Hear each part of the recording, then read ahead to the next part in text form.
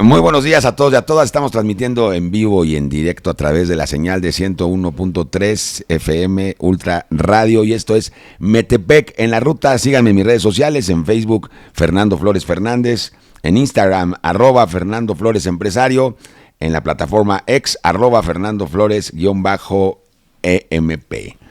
Y muy buenos días a todos. Y bueno, vamos a... Aquí tengo las efemérides y todas esas cosas que me ponen en el guión, pero hoy tenemos un invitado especial, un invitado de lujo, un hombre que ha hecho política desde hace muchísimos años.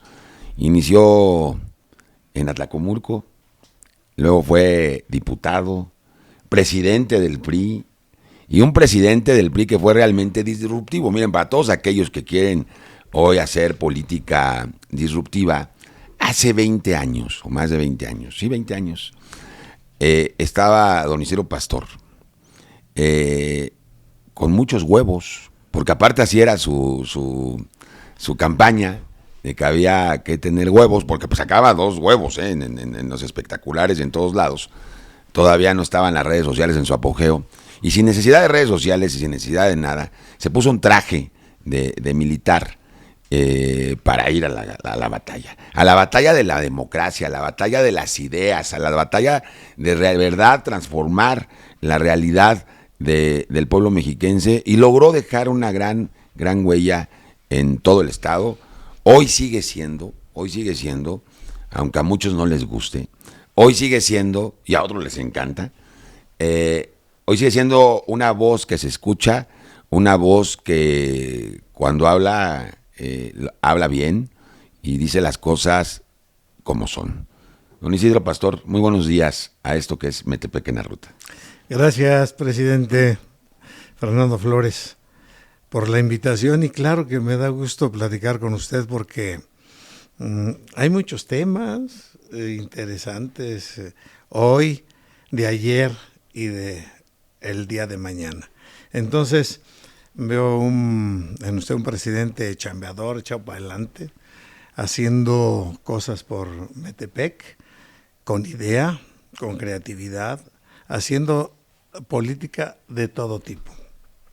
Entonces, qué bueno que estamos por aquí. Gracias por la invitación y vengo a platicar con usted con mucho gusto. No, muchas gracias. Mira, nosotros nos escuchan muchos jóvenes, muchos jóvenes. Ahorita, antes de entrar al aire, hablábamos de la generación Z, de los millennials, de los... ¿Nosotros qué somos, baby boomers? No. ¿Sí, verdad? Bueno, yo no sé. Yo soy... Bueno, pues somos una generación diferente. ¿Qué? Hay muchos jóvenes que quieren participar en la política, les da miedo, piensan que la participación es manifestación, piensan que la participación es estar en contra de todo. ¿Qué le diría a los jóvenes que hoy quieren hacer política o participar en política en el Estado de México?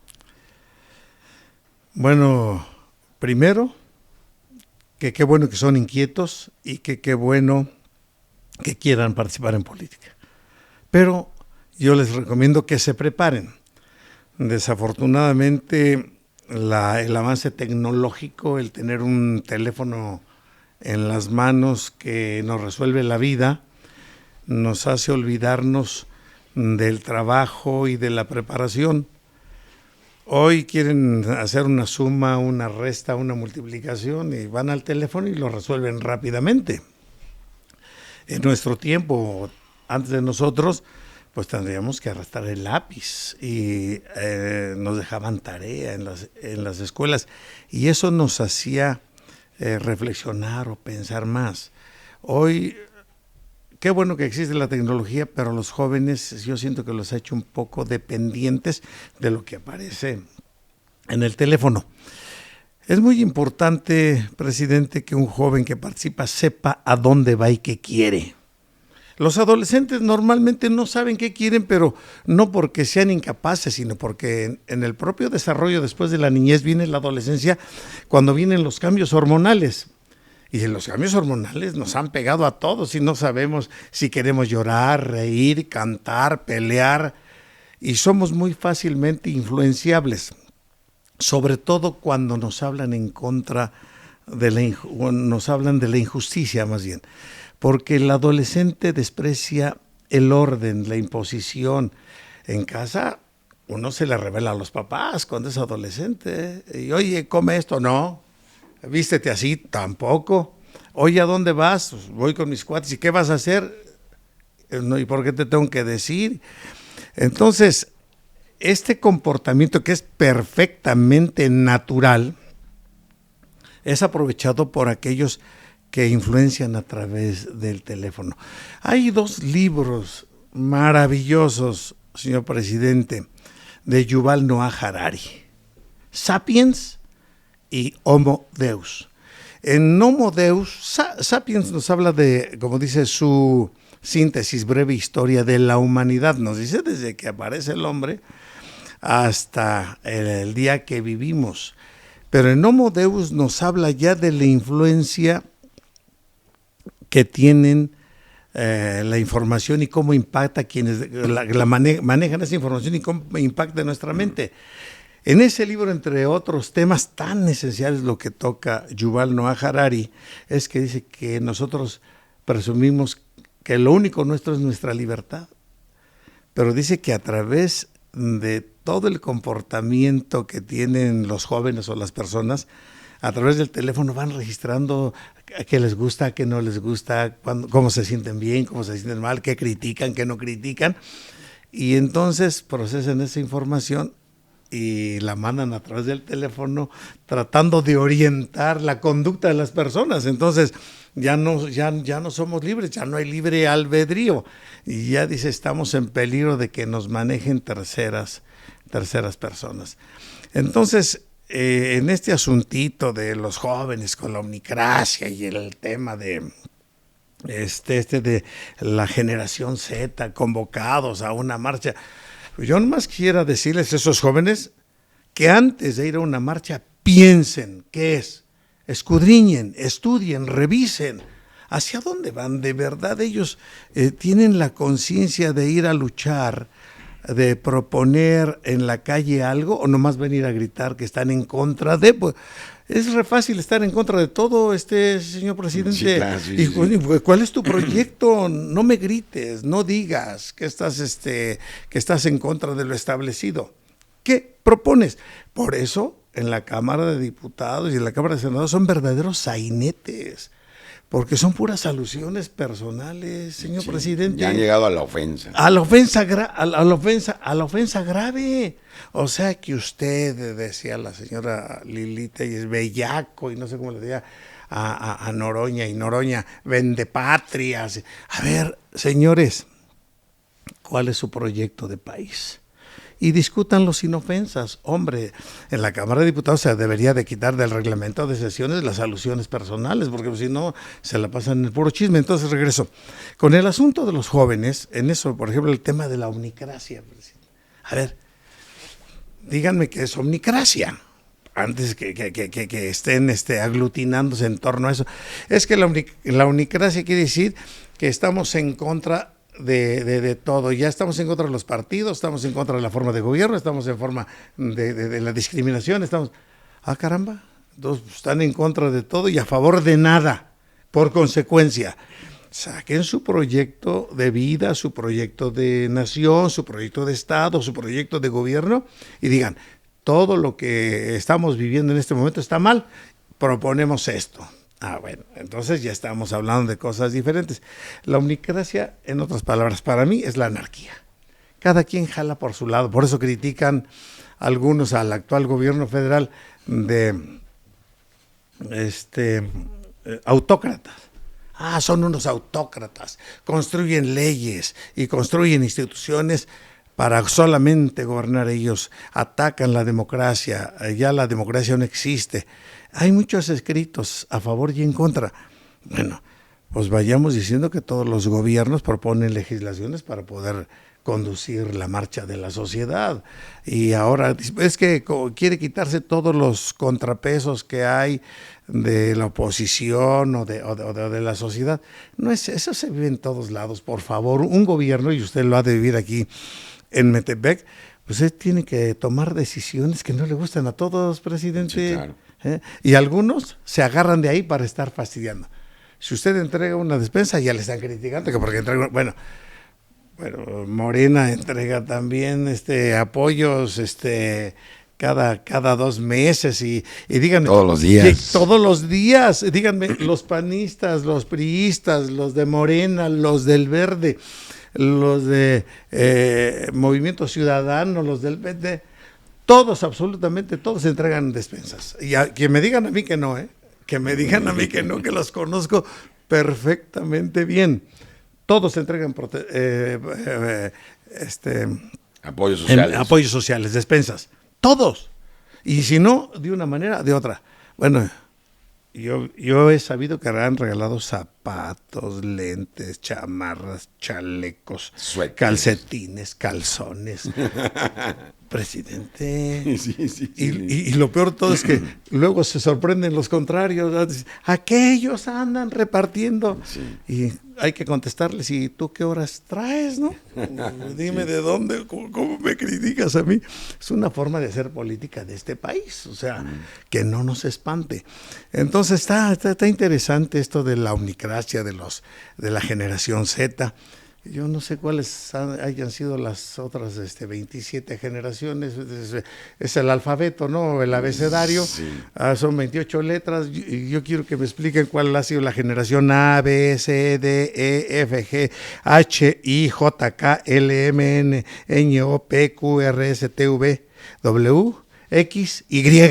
Explíquenme, antes llega la generación Z, señor presidente. La Z, bueno, y mientras platicamos de la generación Z, regresamos, vamos a un corte comercial. Esto es Metepec en la ruta por 101.3 Ultra Radio. Regresamos.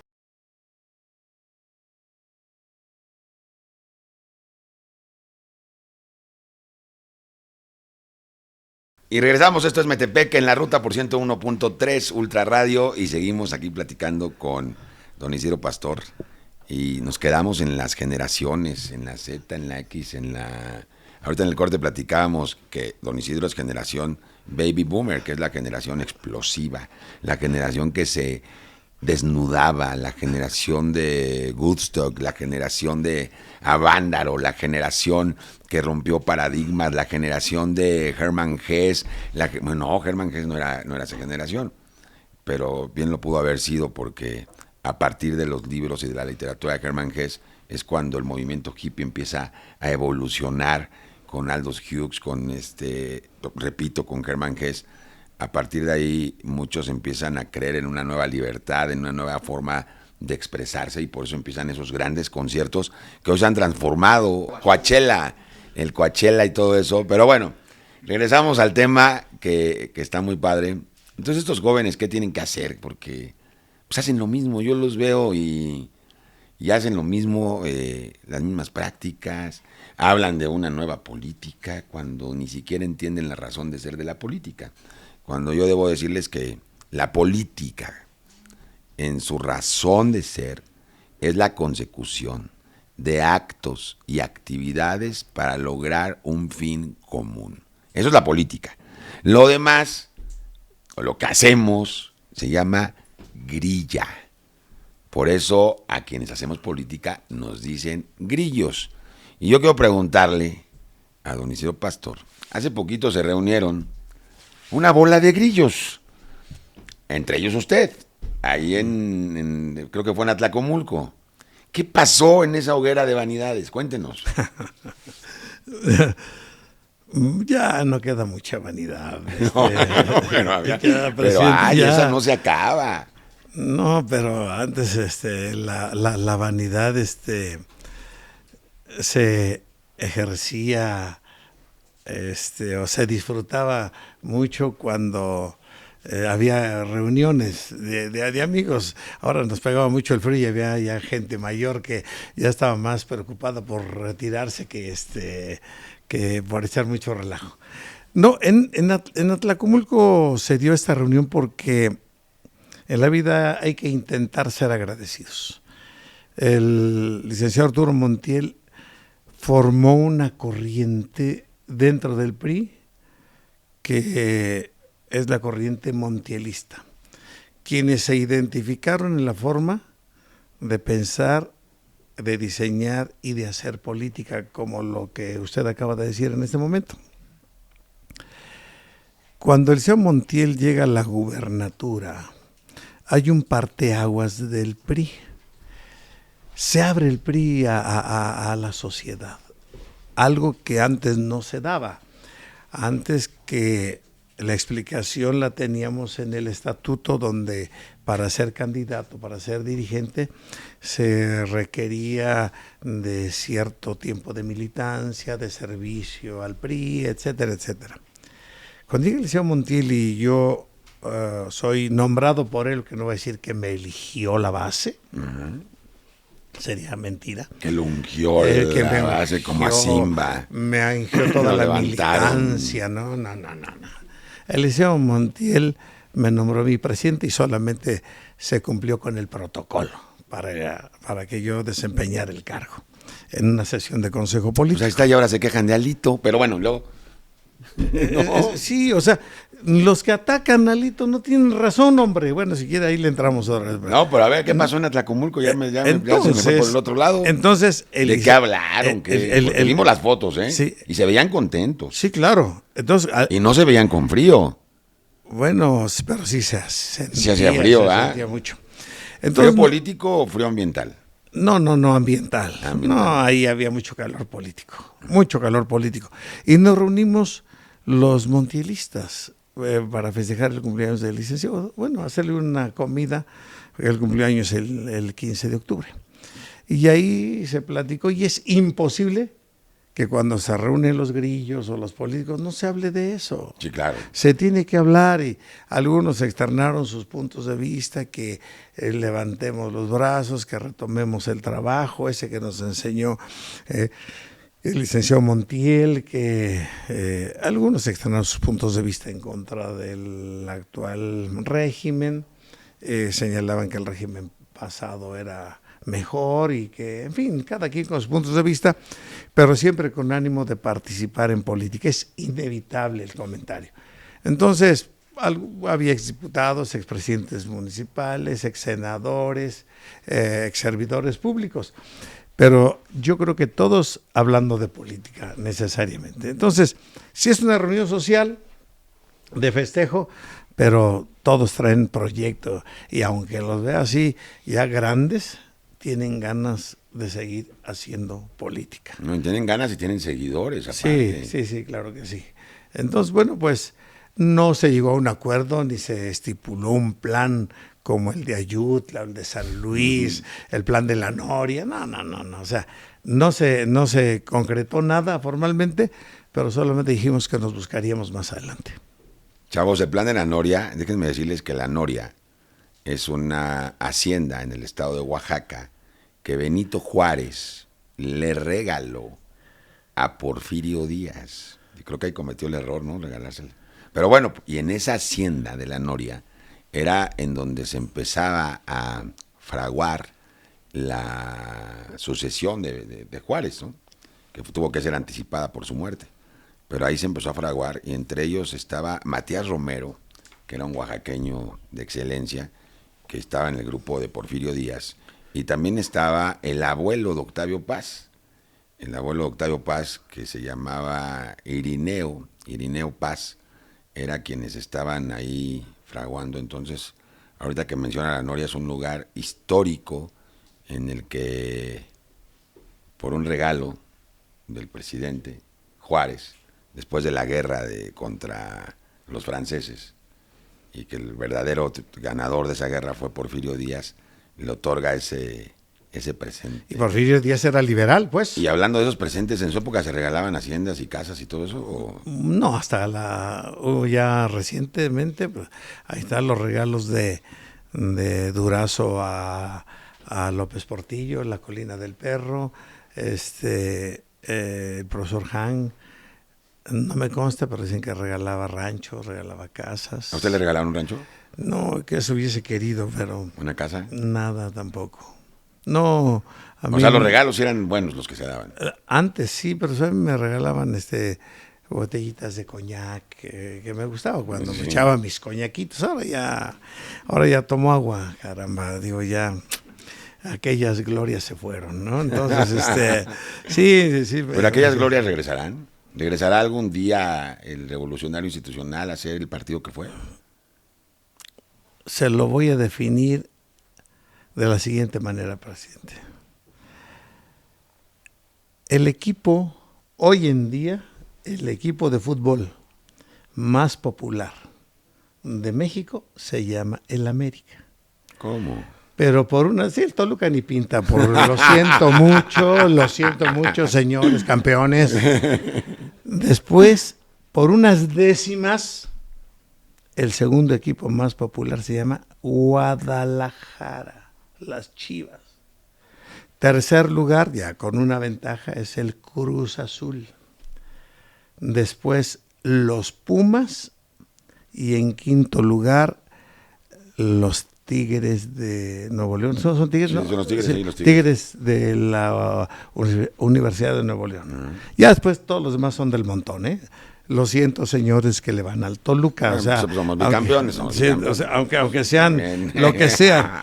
Métanse al internet para que vean que no estoy mintiendo. Ya me están revisando. Ya lo está, bueno, es que, estos jóvenes no agarran libros. Lo que agarran es el teléfono. El teléfono. Ahí dice sí o no. El chat. Entonces, exactamente. Entonces, yo les quiero decir, el PRI creo que no ganó ni una diputación, creo que ya casi la mayoría son de representación proporcional. El PRI es como el Guadalajara. Está en la mente de todos los mexicanos o de la mayoría de mexicanos, aunque esté gobernando Morena. El PRI está presente. Solamente el PRI, para volver, necesita la estrategia adecuada. No necesita más.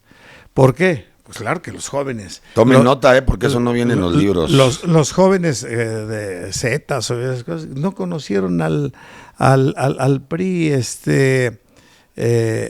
al mal PRI. Yo lo digo con todo respeto.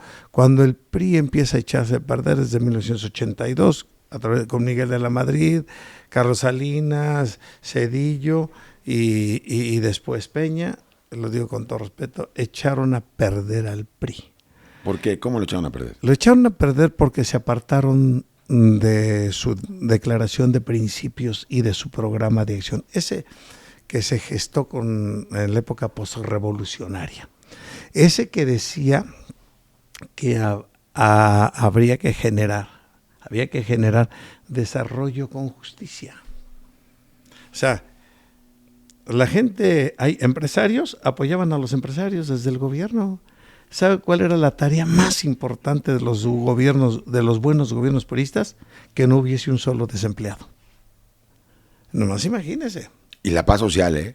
Claro. Ojo, la paz social. La paz social y atender las necesidades de salud y de educación. No regalaban las consultas tal vez, pero una persona iba al centro de salud y pagaba 5 pesos por la consulta, o 3 pesos. Y cuando no tenía, ahí también le daban las medicinas. Y había medicinas en el Seguro Social. En el Seguro Social, y no solo en el Seguro Social, en la Secretaría de Salud, sí. Ahí en los hospitalitos, ahí entraba uno, bueno, yo estudié el costo de mi educación, señor presidente, desde kinder hasta la facultad, me salió en 225 pesos. O sea, 3 de kinder, 6 de primaria, 9. 3 de secundaria, 12. 3 de prepa, 15. Y 5 de facultad, 20 años por 225 pesos. Eso era el PRI, eso era México. Vamos a un corte comercial y me quedo con una reflexión antes del corte comercial con respecto a lo que acaba de decir don Isidro. Los partidos políticos en México nacieron de una revolución, pero lamentablemente los partidos políticos en México que venían de esa revolución no supieron evolucionar. Nos vemos, que tengan un excelente sábado. Don Isidro, muchísimas gracias por esta primera parte, porque viene el próximo sábado la segunda parte de esta entrevista, de esta charla, no es entrevista, porque yo no soy periodista, ni me hago pasar por tal. esta plática con don Isidro Pastor, una institución en la política mexicana. Don Isidro, muchísimas gracias. Gracias, señor presidente.